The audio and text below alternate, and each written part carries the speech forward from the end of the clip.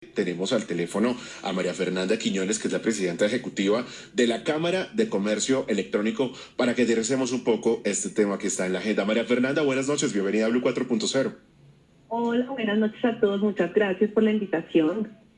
A usted, María Fernanda, como siempre, un gusto tenerla en estos micrófonos. Y bueno, comencemos por los temas que hacen parte de la agenda local. El día sin IVA, entendemos, y aquí lo hemos conversado con usted, funcionó muy bien el año pasado, tanto para grandes superficies como para las plataformas digitales en comercio electrónico. ¿Qué sucede? ¿Que se pudiera no dar continuidad este año a esa fecha para las plataformas? Sí, lo que ocurre es que el día sin IVA es algo que queda en la ley de crecimiento económico anterior, ¿cierto? Solamente para el comercio presente. Dentro de las facultades extraordinarias que tuvo el presidente de la República para modificar leyes, dado pues el estado de emergencia que tuvimos, se abre la posibilidad, un poco bajo las circunstancias, de mantener también estas medidas de aislamiento y de generar una reactivación económica, de poder darle a la venta online participación dentro del día sin IVA. Pero como eso se da justamente en el marco de esas facultades extraordinarias, al haberse terminado las mismas, pues ya no estaría sino vigente la ley de crecimiento económico, que solamente lo da para el canal físico. Entonces, un poco el planteamiento que hemos venido conversando, y hay que decir pues, que el gobierno ha tenido apertura en ese sentido, es que en la próxima reforma tributaria que se ha anunciado, pues sí se debe dar la corrección, porque además es que no es coherente, no solamente un poco en términos de darle posibilidad a ambos canales y de potenciar, digamos, la activación económica a través de ambos canales, sino pues porque frente a estas políticas de tránsito a lo digital, ¿cierto?, de reactivación a través del canal digital, de trazabilidad de los intercambios económicos y de todos los beneficios económicos que eso despliega, pues no es coherente que el canal físico tenga, digamos, una prerrogativa y que no la tenga el canal online. Entonces es un poco lo que hemos venido conversando, lo que además vimos tuvo un buen funcionamiento, o sea, se atestiguó con todas las mejoras que tuvieron que implementarse, que pues están sin discusión, que el canal online pues honró de manera definitiva esa promesa a los consumidores. Entonces pues sí es importante como aprovechar que ya el consumidor se está habituando al ambiente digital, que también lo está haciendo el comercio, ¿cierto?, para que podamos desarrollar el ecosistema con los beneficios que eso le trae a la comunidad. Sí, bueno, pues María Fernanda, usted lo ha dicho muy bien y ha dicho prácticamente todo, porque es que resume varias cosas, y una de ellas era lo que me refería hace unos minutos que le estaba diciendo a Juan Manuel, digamos que yo entiendo que las facultades extraordinarias ya son distintas, ¿verdad? Que cuando obviamente la emergencia económica por decreto y demás, pero si nos vamos a la realidad, para poder continuar con esa reactivación económica que necesitan todos los sectores, pues, ¿por qué no continuar con esto? Es decir, que una cosa, lo que quiero decir es que una cosa es el papel y otra cosa muy distinta es la realidad, el día a día.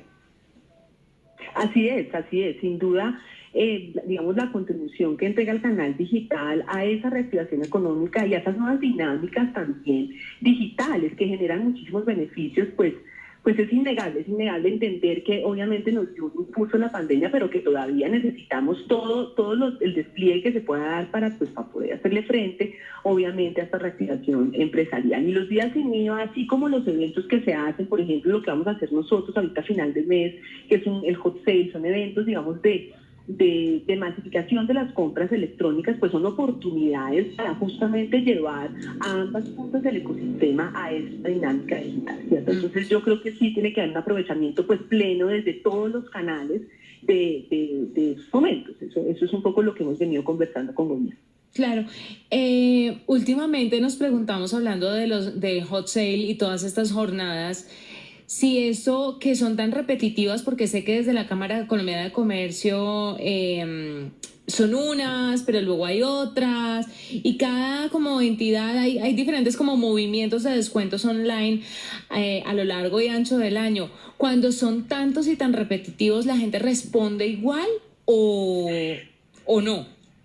Pero mira, sabes que hemos venido corrigiendo eso, en eso tienes mucha razón, pero desde el año pasado, lo que pasa es que el año pasado fue un año bien atípico, nosotros hicimos una alianza con el principal competidor en estos eventos, que era la Casa Editorial de Un Tiempo. Efectivamente la hicimos porque evidenciamos justamente lo que tú señalas, y es que había casi un evento online de descuentos al mes, entonces eso hace pues que la categoría se desgaste inoficiosamente. Y creamos solamente 4 grandes oportunidades de eventos online, que son 2 Cyberlunes, un Hot Sale, que es el que vamos a tener ahorita en la última semana de marzo, y el Black Friday.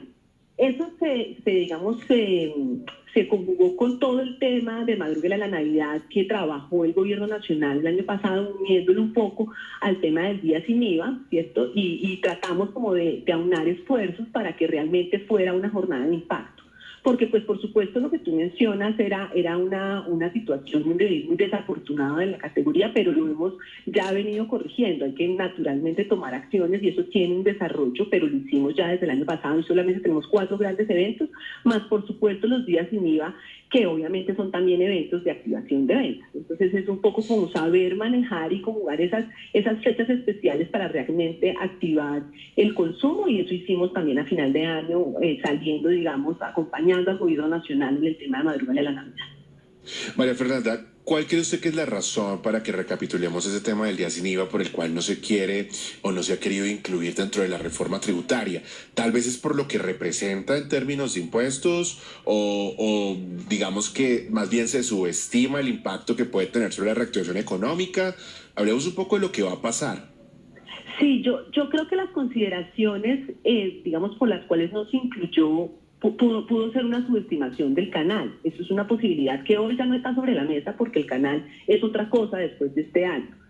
Que no aporte, digamos, al recaudo, creo que eso sí sería, digamos, muy lejos de la realidad, porque sin duda las compras que son trazables y que son hechas a través de medios digitales, pues lo que permiten es facilitar el recaudo, porque justamente estas compras están primero sujetas a una visibilidad, pero además a unos anticipos del impuesto, a unas retenciones, ¿no? Tienen asociadas unas retenciones. Entonces, lo que hace el comercio online es un poco activar y mejorar el recaudo, y eso pues lo hemos revisado varias veces en la Cámara.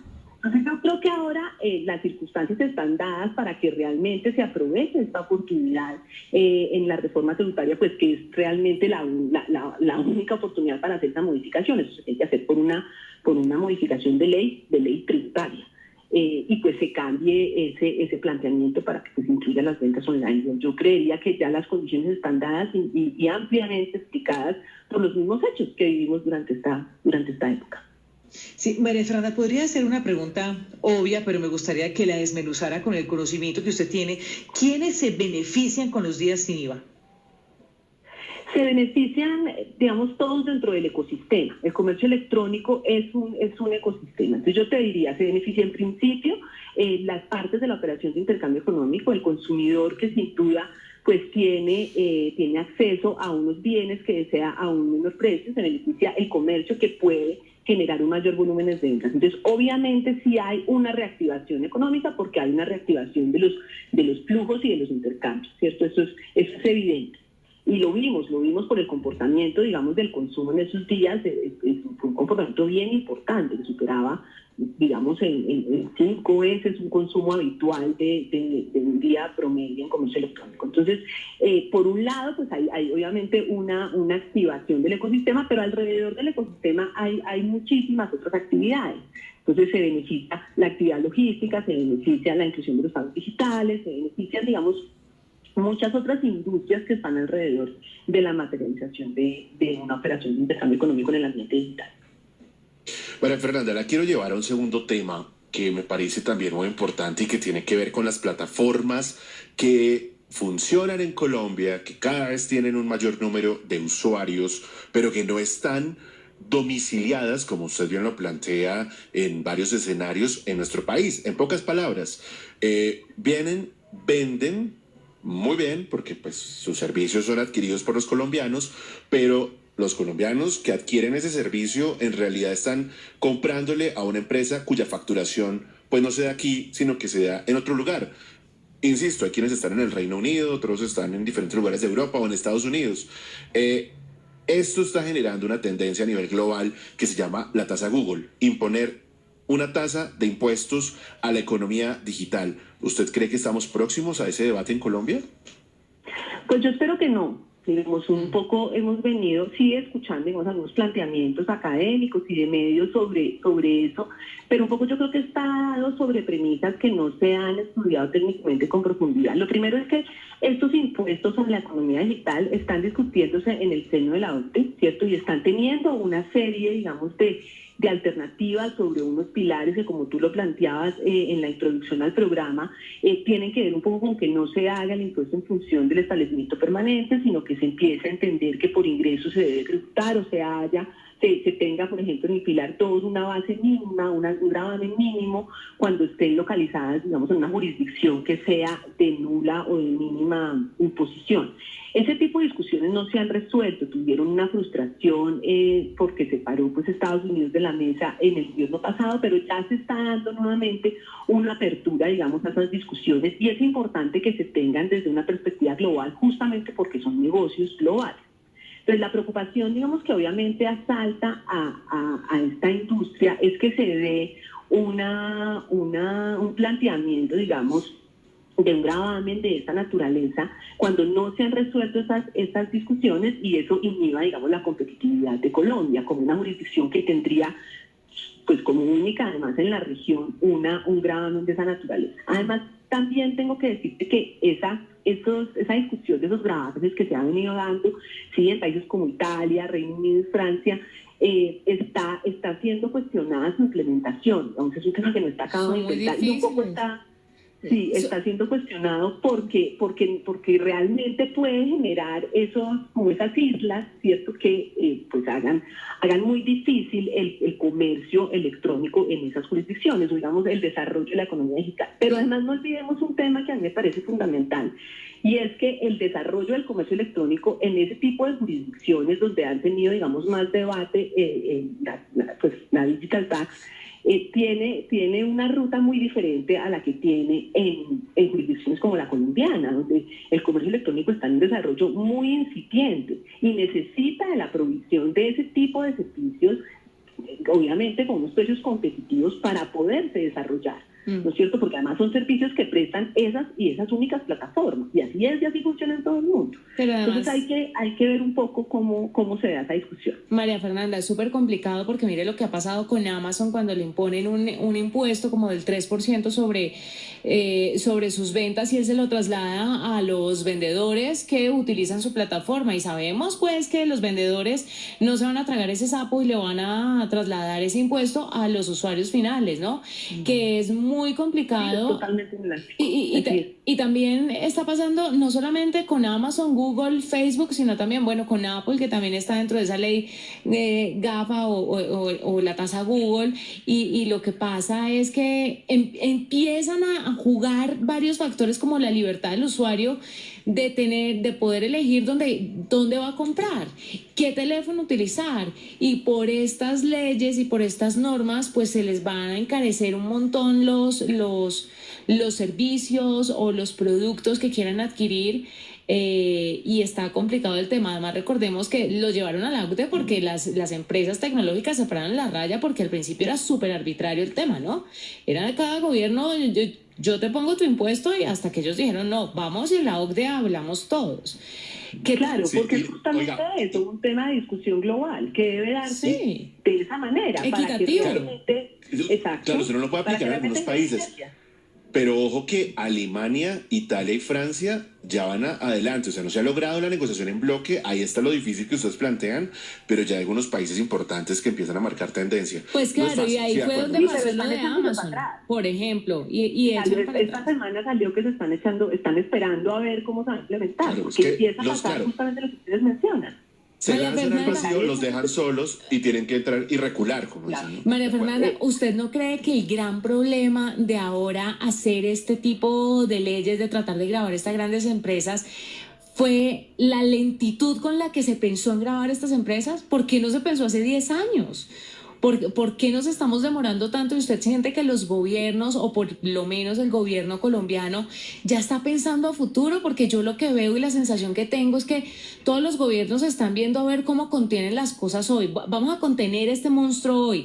Pero y mañana, o sea, lo que se viene mañana es que se viene ya. Y mientras que ponemos pañitos de agua tibia en lo que está pasando en este momento, se están olvidando del futuro. Y el futuro es ahora con la tecnología. Debieron inventarse los sandbox regulatorios hace 10 años y no hoy, ¿no? Las pruebas de regulación con las que estaban haciendo lo de los bitcoins, a ver si prueba error, a ver si funciona, hace 10 años lo hubieran hecho. Esa quedada en regulación no es solo de Colombia, sino de varios países. De todos, sí, yo lo dije. No, y es de la regulación en general. La regulación nunca va al ritmo al que va la economía. Pero yo creo una cosa, a mí me parece importante que señalemos un tema. Regular este tipo de servicios hay que verlo cómo va a afectar y que realmente va a representar.